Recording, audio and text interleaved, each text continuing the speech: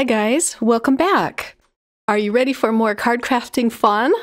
I have some really cute sets to show you. I'm going to be playing with some of the club kits from Spellbinders.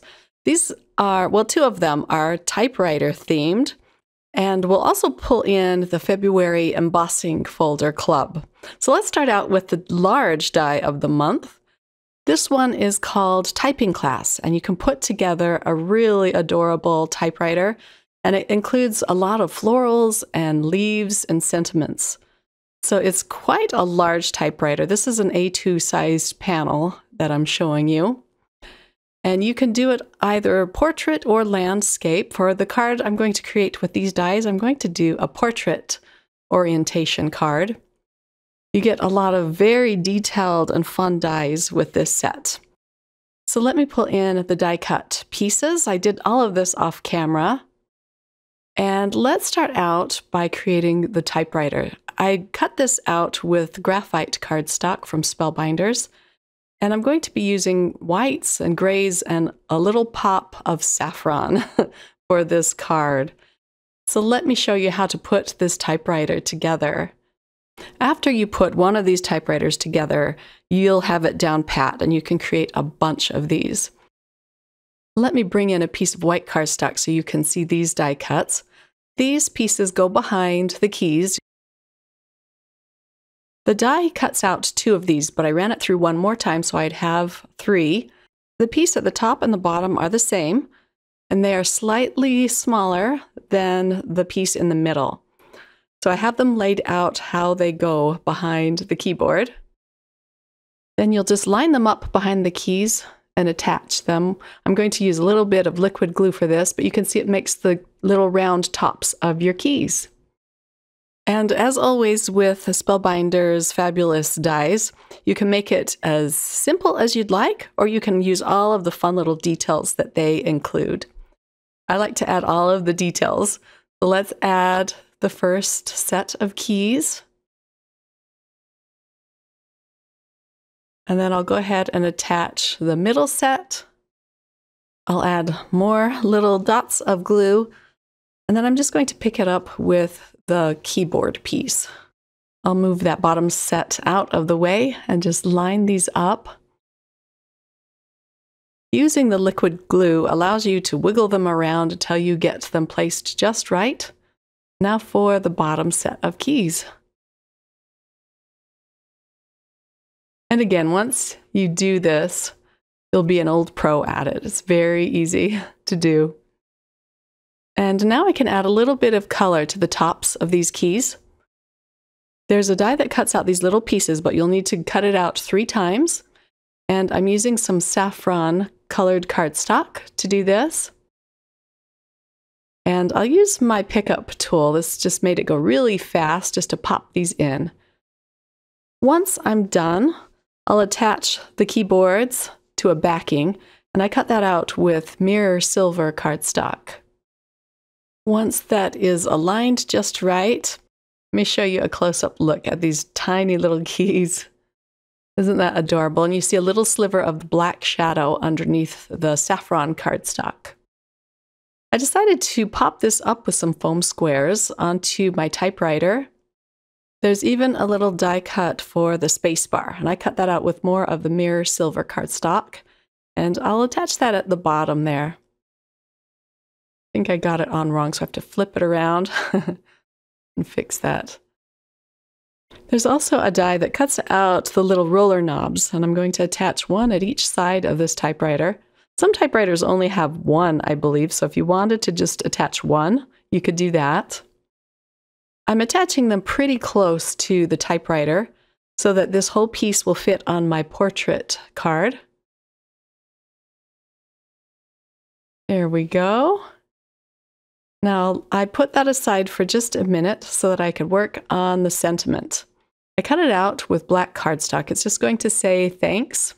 You also have happy birthday and a note to say. But I'm just going to use the thanks, and I backed that with more of the saffron. Besides the thanks sentiment, I'm pulling in one of the stamps from the Clear Stamp and Die of the Month Club. And so this is going to say, and I'm just stamping this with VersaFine Onyx Black ink, it's going to say, I'm typing this note to say thank you. This is a piece of gray fox cardstock, so it's just a very pale gray, and I do end up changing this out for a piece of white cardstock later on, just to make it pop a little more off of this card. Because my main card panel is more of the silver fox cardstock, and it just kind of got lost on this card panel. So I'm going to pop up the thanks die cut with some foam strips. These foam strips are great because you can peel off as many as you need to make it the thickness that you need. So let's peel off the backing and put it at the top of my little type paper. And this type paper is 2 3/4 square piece of cardstock.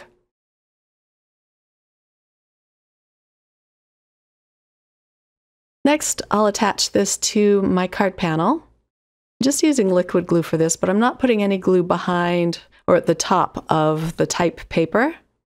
I want to tuck a bunch of leaves at the top, so I wanted that to be open to allow me to do this.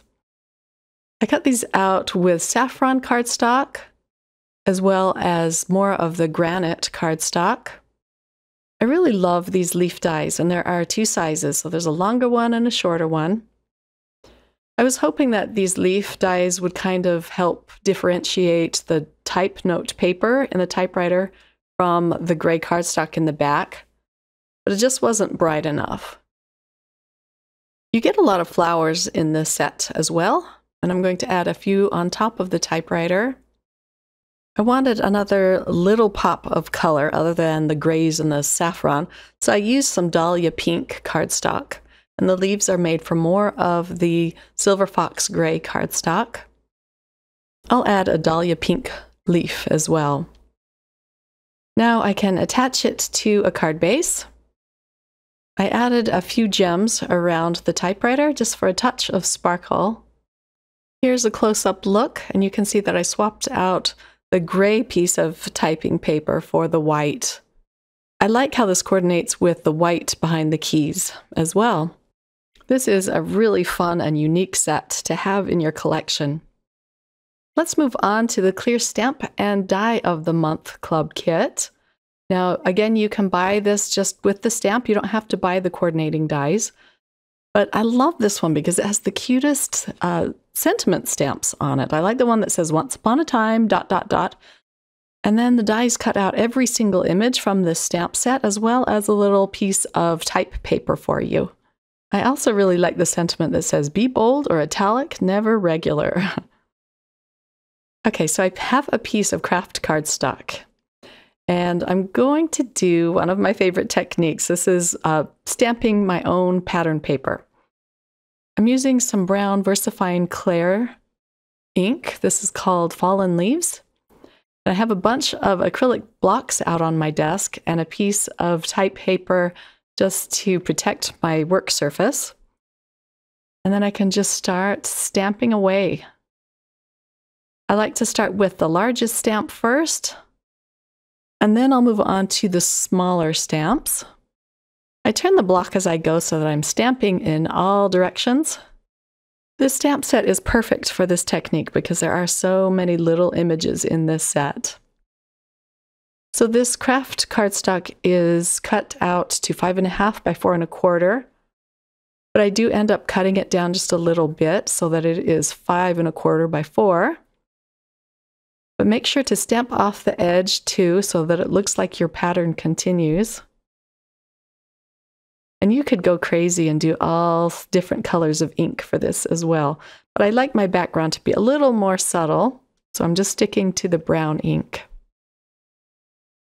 And then I come in with a really teeny tiny stamps and try to fit them in all of the nooks and crannies.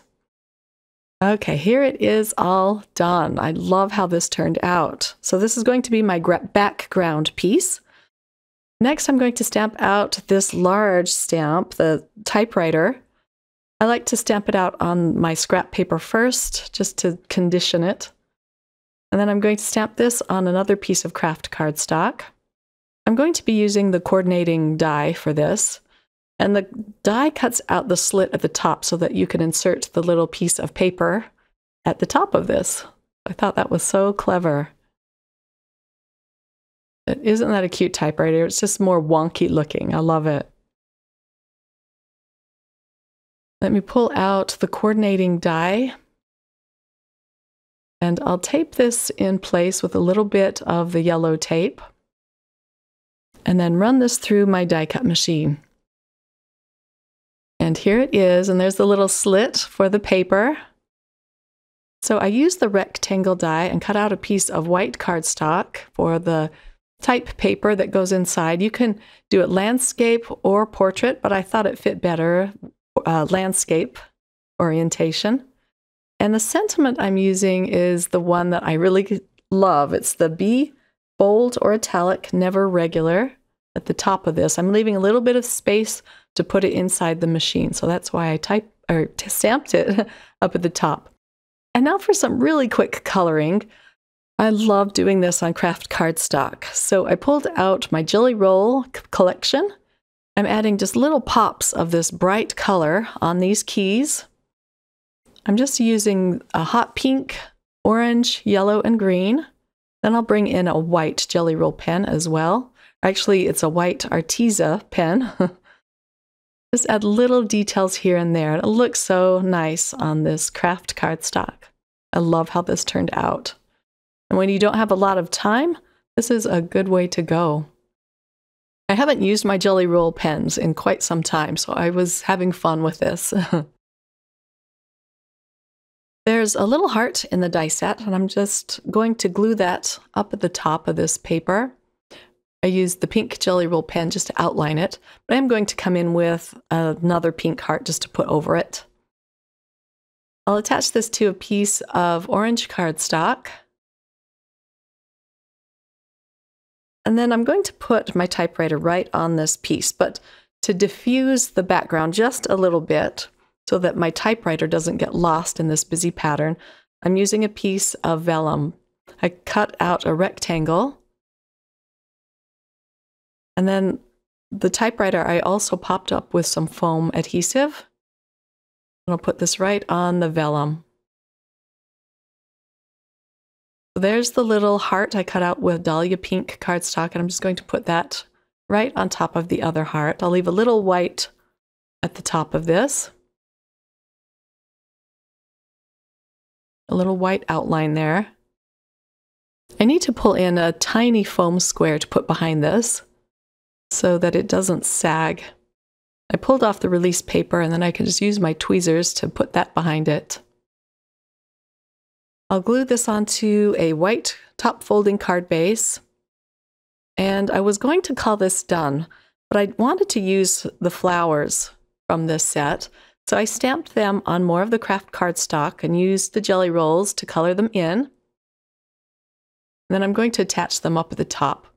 I pulled in some gold gems to put around this panel.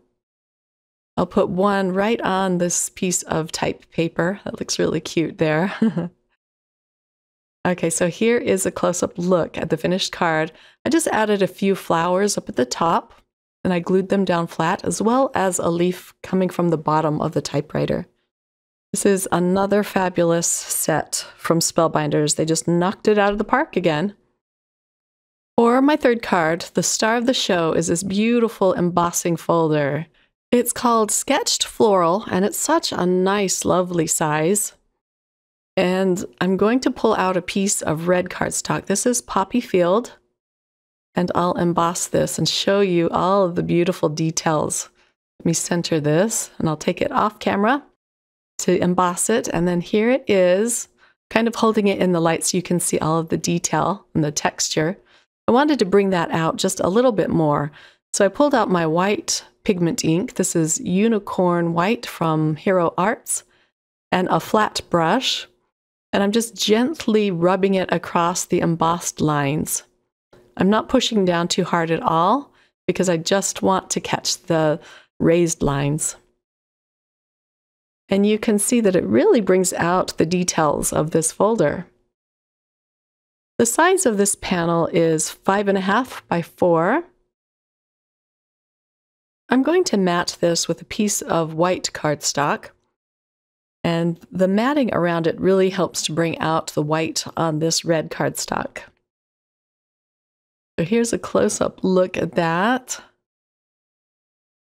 Let me pull out my white panel, and then I'll use a little bit of liquid glue to adhere this down.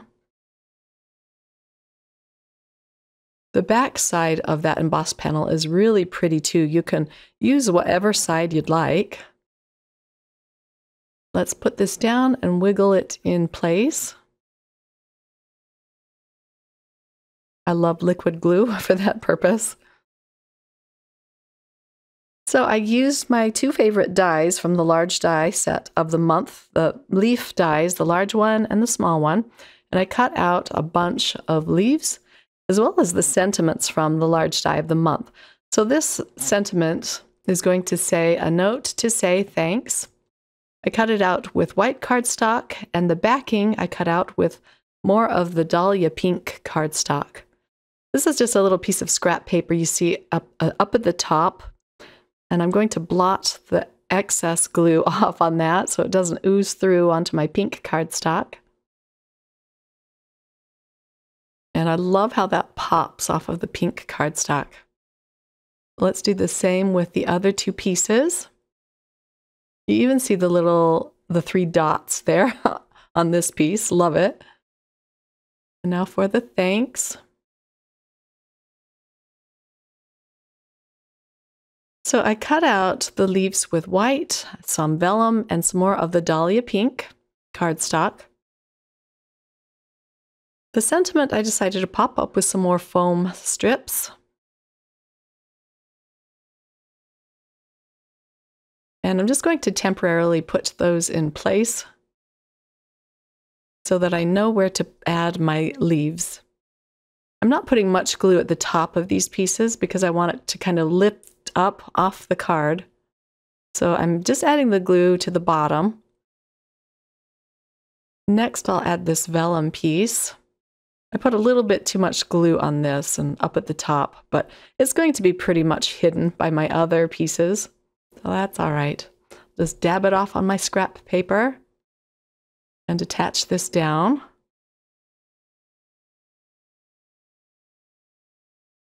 I'm adding a lot of leaves to the corner of this card. This is a very simple and easy card to put together, but I really love how it turns out. Let me glue on the rest of these leaves. I'm not worried about the bottom where all of the stems are because I'm going to be covering them up in just a minute. One last little white leaf there. And now let's attach the sentiment. I'll peel off the backing, and I'm starting with the top sentiment. I'll attach this down fairly close to the corner, and I'm going to try to get all of these straight on the front of this card. This one will be indented just a little bit, and then the third one will be indented a little bit more. And it's hard to get them on straight. It's easier to put them down wonky, but this time I wanted them to be straight. For another fun touch on this card, I pulled out my black and white twine. I'm going to tie a bow just to put at the bottoms of these leaves. I'll attach this with a micro dot. I'm just picking it up off of the release paper with the bow. And then just to make double certain that it's not going to fall off, I'm going to add a little dot of liquid glue as well. I'll just press that in place, and then I can cut off the ends of this bow. I'm using my Spellbinders scissors to trim these. These scissors are my favorites because they're so sharp and they just cut things effortlessly. My husband really likes these scissors too, so I think I'm going to have to buy him his own pair. I'm adding this to another top folding white card base and attaching a few crystal mix gems around this panel. I liked Well, there's two different colors in this set. There's the white that I'm putting down, and then there's more of a silvery looking crystal. But I really liked the looks of these white crystals on this particular card. But one more teeny tiny, and I dropped this on my table. I like to use my all-in-one tool to do this, but I was having a hard time with this small one. Put that at the side of the card, and here is a close-up look at the finished card. I'll include the links to the Spellbinders Club kits in my description box below if you want to go and check them out.